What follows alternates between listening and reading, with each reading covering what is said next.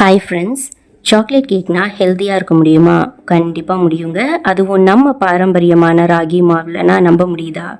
ஆமாங்க, இன்றைக்கி நாம் செய்ய போகிற இந்த கேக் ரொம்பவே சாஃப்டாகவும் மாய்ஸ்டாகவும் இருக்க போகுது. முக்கியமாக இதில் மைதா இல்லாமல் செய்யக்கூடிய இந்த கேக்கை வீட்டிலையே ரொம்ப ஈஸியாக எப்படி செய்கிறதுன்னு இந்த வீடியோவில் ஸ்டெப் பை ஸ்டெப்பாக பார்ப்போமா?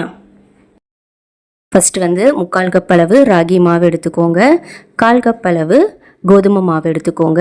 3 ஸ்பூன் அளவு கோகோ பவுடர், 3/4 ஸ்பூன் அளவு பேக்கிங் பவுடர், 1/4 ஸ்பூன் அளவு பேக்கிங் சோடா, 2 பிஞ்ச் அளவு சால்ட். இதை நல்லாமே ஒன்றுத்துக்கு 2 டைம் நல்லா அந்த மாதிரி சலிச்சு எடுத்துக்கோங்க. அப்போ தான் கேக் நல்லா நமக்கு மாய்ஸ்டாக கிடைக்கும். எப்போவுமே இந்த மில்லட் கேக்குக்கு பட்டரை விட ரீஃபைண்ட் ஆயில் ஆட் பண்ணுங்கள். பட்டர் ஆட் பண்ணிங்கன்னா கொஞ்சம் கேக் ஹார்டாக இருக்க மாதிரி இருக்கும். ரீஃபைண்ட் ஆயில் நல்லா மாய்ஸ்டர் கொடுக்கும்.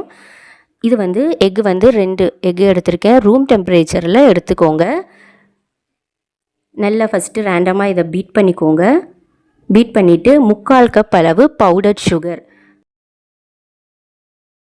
அதை ஒரு 3 டைம்ஸ் பேட்சாக பிரித்து 3 டைம் இதில் போட்டு நல்லா பேல் எல்லோ கலரில் வர்ற அளவுக்கு நம்ம பீட் பண்ணிக்கலாம். இது ஒரு 4 to 5 minutes ஆகும். நீங்கள் வேணும்னா பீட்டர் கூட, எலக்ட்ரிக் பீட்டர் கூட நீங்கள் யூஸ் பண்ணிக்கலாம். இப்போது இதில் 1/4 கப் அளவு ரீஃபைண்ட் ஆயில் ஆட் பண்ணியிருக்கேன். ரீஃபைண்ட் ஆயில் மொத்தமாக நீங்கள் ஆட் பண்ணிக்கோங்க. நல்லா பீட் பண்ணிக்கோங்க. பீட் பண்ணதுக்கப்புறம் 1/4 கப் அளவு நல்ல ஒரு திக்கான கேர்டு, புளிக்காத கேர்டாக எடுத்துக்கோங்க. அதுக்கப்புறம் 1/4 கப் அளவு காய்ச்சி ஆற வச்ச பால், அதையும் ஆட் பண்ணிக்கோங்க. இப்போ நம்ம ட்ரை இன்க்ரீடியண்ட் இதில் ஆட் பண்ணிக்கலாம். 3 பேட்சாக பிரித்து நீங்கள் நல்லா பீட் பண்ணாமல் நல்ல பொறுமையாக கட் அண்ட் ஃபோல்ட் மெத்தடில் மிக்ஸ் பண்ணிக்கோங்க மாவு.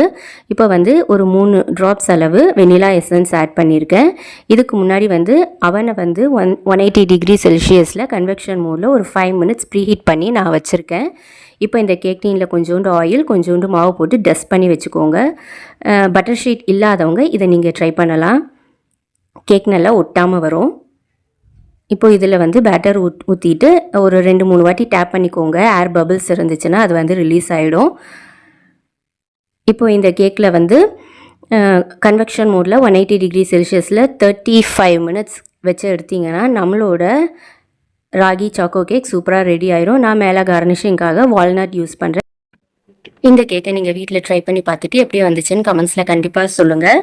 வீடியோ பிடிச்சிருந்தால் லைக் பண்ணி, சப்ஸ்கிரைப் பண்ணி உங்கள் ஃப்ரெண்ட்ஸ் அண்ட் ஃபேமிலிஸ்க்கு ஷேர் பண்ணுங்கள். தேங்க்ஸ் ஃபார் வாட்சிங்.